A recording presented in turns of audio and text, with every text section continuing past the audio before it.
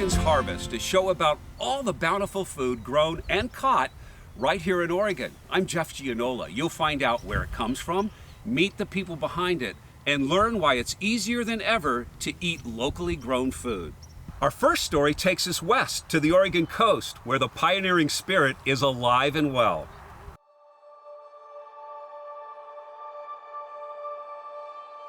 There's something magical about the Oregon coast. No matter the season or the weather, it calls to people.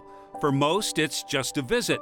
But for the people you're about to meet, the call of the sea changed their lives. Effectively, I kind of feel like the universe just decided that this wasabi farm needed to exist, and we happened to be the conduit. For Jennifer Bloser and her husband, the dream of starting a wasabi farm began with two simple facts. 99% of the wasabi that you eat is fake. And also, we learned that wasabi has tremendous health properties. Plus, wasabi is a plant that seems to be made for the unique and challenging climate on the Oregon coast. Anything that's cool and rainy and foggy is perfect for wasabi. So from there, the dream began to take shape. Through a network of friends, they found farm space on the coast, and with both of them still working full-time jobs, they started their wasabi farm. It's kind of a leap of faith. It's a huge leap of faith. We broke ground in January, which I would not ever recommend. The May after that, so 15 months later, when we saw that the plants actually had grown rhizomes, we were super excited because you don't know until then. 9 years later, the business is thriving as the word spreads that wasabi isn't just for sushi. The way we're approaching wasabi growing is kind of wasabi for the people. The whole plant's edible.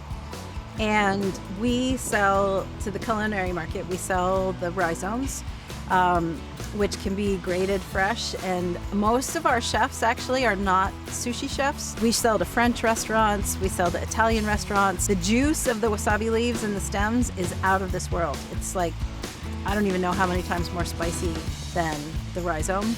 Oregon Coast Wasabi is the first farm of its kind on the coast. But they aren't the only ones recently inspired to try something that's never been done before. A few miles inland on the North Fork of the Nehalem River are some other Oregon agricultural pioneers. I joke that my lifestyle these days is completely different than what I was doing 10 years ago, skateboarding, going to punk rock shows, and then now here I am pouring tea for my elders. For Brigham Edwards, it wasn't just the magic of the Oregon coast that changed his life, it was Ginger. When Ginger and I found each other, I ended up moving out here to the farm, and just been life-changing events happening pretty continuously ever since. Ginger and Brigham Edwards own North Fork 53, a small farm and bed and breakfast that specializes in another unusual crop here in the U.S. tea. There's only about 30 farms in the whole country producing tea, and in Oregon there's only 2 farms, and we are one of those and the only one on the Oregon coast. It doesn't get too cold here, it doesn't get too hot, so crops that like that kind of even scale of temperature and a lot of precipitation do well here.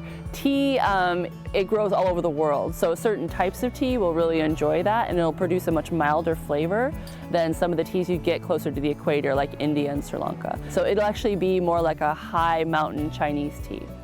We're hoping. They hope because they haven't actually harvested any yet. Tea plants take 3 to 5 years to get established before you can start plucking the leaves, so they don't know what it's going to taste like yet. It's kind of an experiment, but so far it's doing really well. And we're traveling to different countries, and we're going to Japan this fall, and we're trying to learn from people who have been doing this for thousands of years how to process and handle the tea. They say they'll be able to start harvesting their own tea in the next 3 years. But in the meantime, they have their bed and breakfast where they host guests and retreats, plus a thriving herbal tea business made mostly with plants from their gardens. Just really love the idea of moving towards a perennial systems where not everything is getting tilled up all the time, so the crops come back year after year. And my husband was really interested in herbalism. I was looking for a perennial crop, so we kind of met at tea. And I grow herbs for the tea blends, the tea plant itself. They have more than 300 tea plants and more than 150 different herbs on their farm. We grow marshmallow, catnip, tulsi is our big one, anise hyssop, bergamot, rose hips, all the mints. The fennel we grow for seed. It's wonderful for the beneficial insects, but it's also just like a great flavor in teas.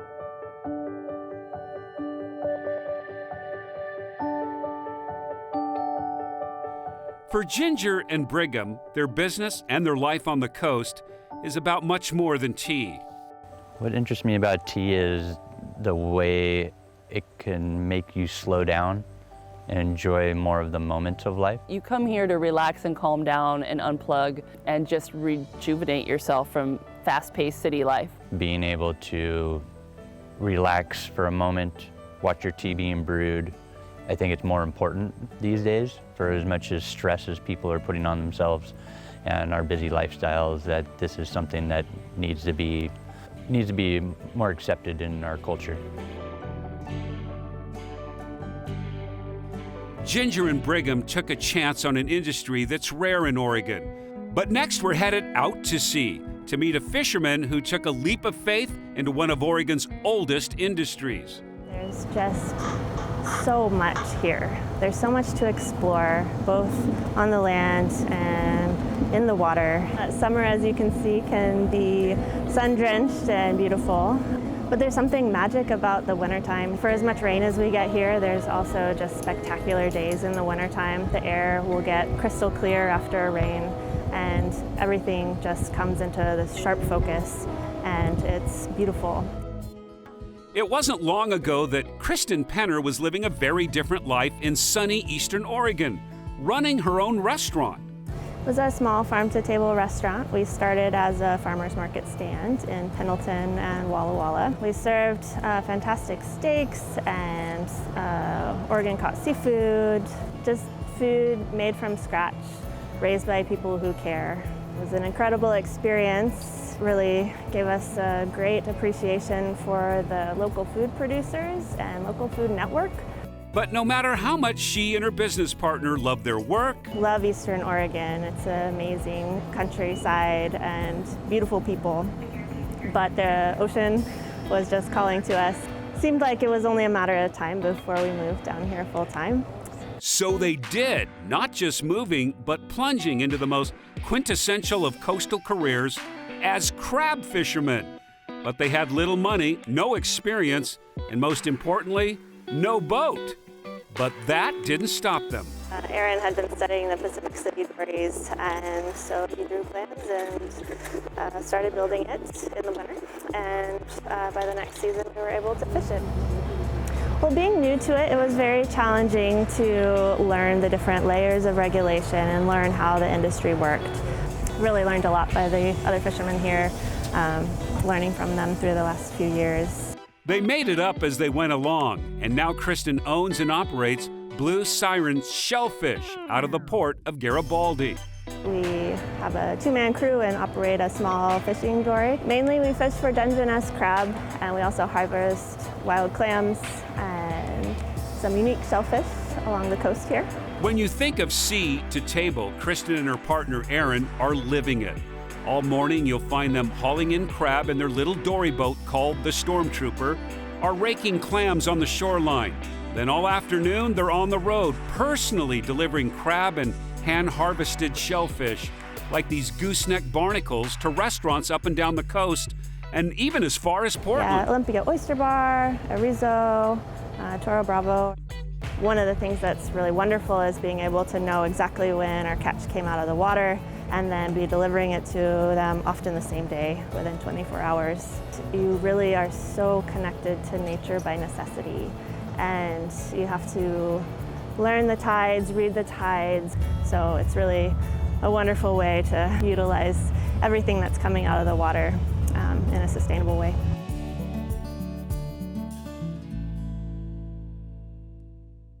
Coming up, you've probably bought produce from this farm dozens of times but never realized it. We'll take you behind the scenes at a farm in Sherwood that grows one of your family's staple foods. Oregon's first Pinot Noir vine was planted in 1965. Today we have over 1,000 vineyards dotted throughout the state.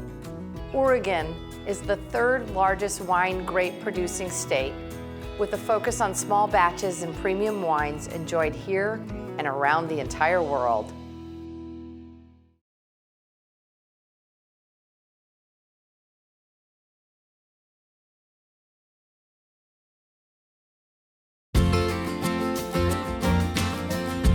welcome back to Oregon's Harvest. I'm in Sherwood, Oregon right now. And our next story begins at a farm just up the road that's been supplying potatoes to Portland area families for more than 50 years. So these particular potatoes today are red potatoes. These are going to go to Reese's Fine Foods for potato salad. We'll pull out any foreign material and then they'll get delivered right here to Hillsboro. And then they'll be made into potato salad within 24 hours. Skeeter Amstead will tell you everything you ever wanted to know about Oregon potatoes, except his own recipe for potato salad. Can't really tell you all those secrets. A little bit of vinegar is a key though. Most people associate Idaho with potatoes, but Oregon's not far behind. As the third largest producer in the United States, Oregon potatoes are shipped across the country and around the world. But if you're buying fresh potatoes in local grocery stores, there's a good chance you've eaten some from Skeeter's farm. Selling local was where we started at. That was the roots of our business. Also, it's a perishable item, so it's something that needs to be fresh. And so we can control our quality best by keeping it close by, saves the carbon footprint. It's less fuel, and it just makes more sense to us. And they sell to many of the local stores you probably shop at every week. Fred Meyer being one of our larger customers. Winco also a super customer right here in Woodburn. We go to Cash and Carry, some of the local produce houses in Portland that go to restaurants. Skeeter is the third generation running Amstead Farm, and selling to local grocery stores is something his family has been doing for a long time. My grandpa came over from Switzerland through Ellis Island, ended up here in Shoals in like 1943. When my dad started farming, he had bigger aspirations than that. Grocery chains were just starting to happen. And my dad thought, you know, that's what I want to do. I want to deliver to distributions and grow. And that's kind of when we started growing. 50 years after his grandfather started farming, they're able to get potatoes out of the ground and onto store shelves all over the Portland metro area in about 48 hours. And sure enough, we found the same bags on the shelves inside Portland's Hollywood Fred Meyer's, where I met up with Chef Leif Benson, Oregon's culinary ambassador. Let's talk potatoes. Look at this. Leif says potatoes are often called the world's first superfood, and for good reason. These are high nutrition, only about 110 calories per potato. It has more potassium than a banana, you know, and more vitamin C than a grapefruit, of all things. I mean, it's really quite amazing. I mean, that's pretty stunning. And proteins are quite high also, around 10%. A lot of nutrients are in the skin. So eat skin. Skin's awesome. You know, give them a scrub, cook them. Now, how do you like to personally prepare potatoes? Well, you know, being a chef, you know, kind of all over the map. We used to make great gnocchi. You know, light, fluffy gnocchi. I love doing that with the russet potato. As a baked potato, I do an olive oil, salt and pepper on them. I get them to about 210 degrees internal temperature for the perfect potato doneness. You know, that's good information because most people don't know that there's a perfect temperature for a baked potato. Yeah, because most people kind of squeeze them and poke them, don't know. But a probe thermometer in the middle of it, 210 degrees, perfect, just spot on. When it comes to mashed potatoes, Chef Benson says Yukon Gold are a great choice because of their nutty and sweet flavor. But it's hard to pass up the taste of a classic russet potato, like the ones they grow at Amstead Farm in Washington County. They're a great source of nutrition, affordable. Besides that, they're just really good. Next, we're going into the kitchen with an Oregon State University chef to learn some creative ways you can add more locally grown food into your family's meals. The Oregon trawl industry that catches rockfish, sole, and pink Oregon shrimp is a nationwide leader in sustainability efforts. Our fisheries are among the most well-managed ones in the world, certified under the Marine Stewardship Council. Oregon seafood is keeping it wild, traceable, and sustainable.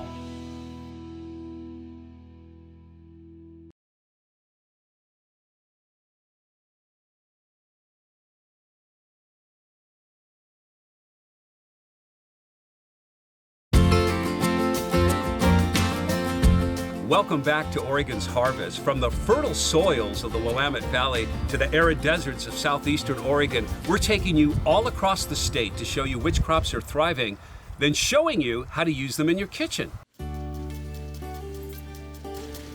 I think one of the great things about Oregon, and certainly Oregon agriculture, is just the diversity. No matter what you like, we can grow it practically in our backyard. So whether you want fresh cherries from Hood River in the summer, or you want a local Christmas tree, we have it all here. We grow, raise, or harvest over 225 different commodities. Whatever you're looking for, we almost have all of it in Oregon that you can buy local. And we have a lot of diversity, not just in what we're growing, but the different types of growing regions. We have 8 distinct growing regions, really supporting all of that diversity.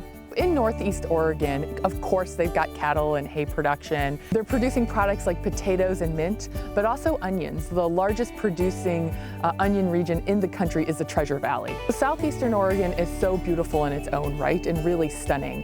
From the Steens Mountain Range to sagebrush to dry lakes and salt basins. Cattle and hay production really dominate the agricultural production in that area, but you also can find row crops like sugar beets and onions being grown there. So the Mid-Columbia really runs along the Columbia River, and in just 80 miles it spans from a temperate rainforest all the way to grassland. Tree fruit production really dominates from apples to cherries to pears. It's the #1 economic driver in Hood River and Wasco counties. As you move your way east out of the Mid-Columbia region into the Columbia Plateau, over the past century, irrigation has really transformed that region into an economic agricultural powerhouse. From row crops like onions to potatoes and other vegetables, all the way to watermelon and so much more. Also, it's the heart of our dryland wheat country. So quite possibly one of the most diverse regions in the state is the Willamette Valley. It covers more than 1.5 million acres of farmland, and over 170 different products are being grown here. Today, we're here on a hazelnut farm, but we grow so many different other crops here, from berries to fruits and vegetables, to Christmas trees, wine grapes, hops, grass seed, nursery products, literally the list goes on and on. One of the reasons that we are able to support so much diversity and some of those really high value specialty crops is because of our world-class rich soils that we have here in the valley. So in the Southern Oregon region, it goes from high desert to wide open valleys. That landscape is really able to support wine grapes, tree fruit, and potatoes really dominate the production there. Dotted up and down the Oregon coast, you can find many vegetable farms in your backyard. It's also home to our cranberry industry, of course, our seafood industry, and many dairy farms. Central Oregon is high desert with warm days, cool nights, and plenty of sunshine. Central Oregon has a prominent hay and cattle industry, but they also grow a variety of specialty seeds like carrot seed, other vegetables, and a growing medicinal herb market such as St. John's wort. So the next time you're traveling through Oregon and you notice the terrain change and you're in one of these different regions, really experiencing and buying some local agriculture and food products is a great way to experience some of what we've talked about today. Hi everybody, my name is Jason Ball and I'm the research chef here at Oregon State University's Food Innovation Center. I'm here today to take us through a whole day of meals using products that are grown here in Oregon. We're going to start with breakfast. I think it's a great idea if we do it the night before, and then we can enjoy it when we're on our way out the door the next morning. So in this case, what we're going to make is an Oregon porridge. We'll start with a little bit of oats, and then we're just going to pack in strawberries, chia seeds, a little bit of salt actually, apples and pears, toasted hazelnuts, hazelnut butter, blueberries. We will top this off with some hazelnut beverage. And now we're just going to put this in the fridge and let it sit overnight. You can see all of this nice layering with berries and fruits and hazelnuts. And we're going to start our day with the Oregon porridge. Let's move into lunch. We are going to make a salad, and absolutely every ingredient is from Oregon. The first thing we do is we take our butternut squash and we cut it in half, and we put it in the oven about 350 degrees and let it go for about an hour. The next thing we're going to do is make our pickle brine. This is apple cider vinegar, water, mustard seed, garlic, and a little bit of salt. Bring that up to a boil, and then we're gonna actually pour it over our sliced onions. We're gonna go ahead and stick those in the fridge. After a little bit of time, this is what you get. Some nice, crispy, crunchy pickled onions. And so now what I'm gonna do is start getting all of the other items that we have to cut ready for our salad. We'll start with some pears. Next thing we're gonna do is cut up these beautiful peaches. Remember that overcooked squash we were talking about? This is it. You get these really nice, beautiful chunks. Some carrots. These I've just sliced and steamed. Cranberries. So these are frozen. If you cut them while they're frozen, it's really easy to cut them in half. Some hazelnuts And then this is actually a little bit of the pickle brine. I'm gonna use a touch of this for the dressing. And then these herbs, we've got chives and mint here, and then we've also got carrot tops. I just like to tear these up nice and uneven, and you'll get some big chunks. Some butter lettuce, again, I'm gonna tear it up. And then we're gonna mix it here in this bowl. And we're just gonna top it off with a little bit of Oregon olive oil. Here's our everything Oregon salad. Great way to have a local lunch. Now it's time for dinner. And what we're gonna do is actually make a pear, squash, and hazelnut pizza. First thing we need to do is actually make our butternut squash sauce. What I've done already is cubed up some butternut squash, combined it with onions, garlic, chili flakes, and water. Again, we just cook it until the squash is overcooked and blend it up. And we want it to be a little bit chunky because what we're gonna do is add some fresh herbs. What I've chosen is rosemary, thyme, oregano, and marjoram. And then we end up with this beautiful squash pizza sauce right here. Now we're ready to build our pizza. What I've used is a whole wheat dough here. I'm gonna put the sauce down first. Just spread a nice thin layer. We've got our pears, toasted hazelnuts again, fresh goat cheese, some mozzarella, and a little bit of prosciutto that we're gonna sort of tear up and toss on the pizza. That's it. So now we've got this pizza, we're ready to roll. We're gonna put it in our oven at 500 degrees. Should take about 10 minutes, but what you wanna keep an eye for is making sure that the crust isn't burning, so you can kind of rotate it and just keep an eye on it. Let's put it in. We've got our cooked pizza. But the last thing I'm gonna do before I cut it actually is add a few more fresh herbs. I didn't add these in the beginning because I didn't want them to burn while the pizza was cooking. And now it's time to have dinner. This is what it looks like to have breakfast, lunch, and dinner made with products that are grown here in Oregon. We've got our Oregon porridge, we've got our everything Oregon salad, and then we've got a delicious pear, squash, and hazelnut pizza that I'm actually gonna cut into right now. Still ahead on Oregon's Harvest, we're headed to Cannon Beach to show you how local chefs and brewers are showcasing one of Oregon's most treasured harvests, Dungeness crab. Oregon's Farm to School program ranks #1 in the nation, providing $15 million to bring locally produced fruits, vegetables, grains, dairy products, meats, and seafood into our school children's lunch program. This program reaches more than half of all Oregon students and benefits over 300 Oregon producers.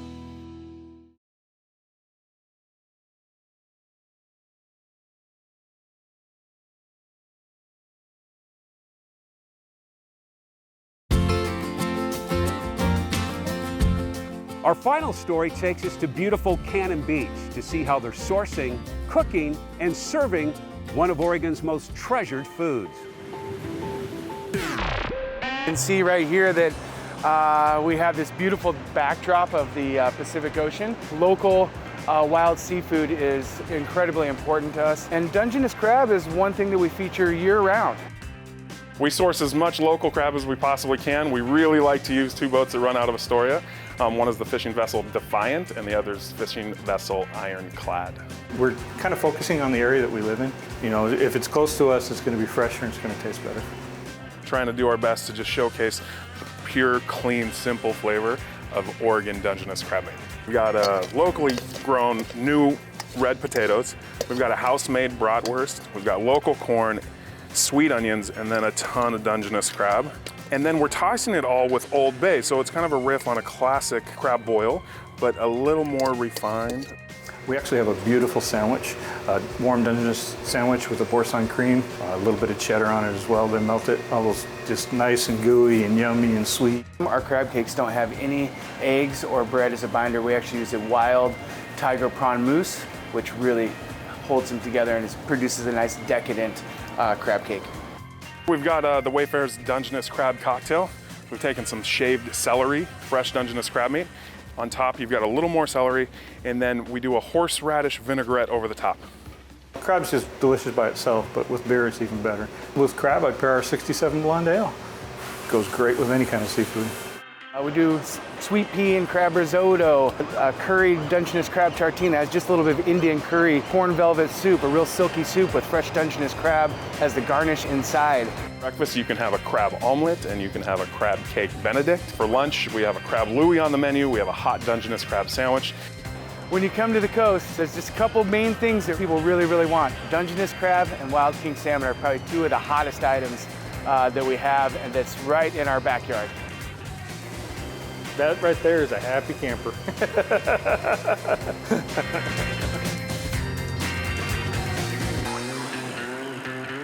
Who's ready for a trip to the coast? Thanks for watching Oregon's Harvest. Until next time. Oregon represents more than 200 family dairy farms where they make some of the highest quality milk in the U.S. That milk provides us with great tasting cheeses, yogurt, butter, and don't forget about ice cream. Thanks to Oregon dairy farmers, and a big thank moo to Oregon's great dairy cows.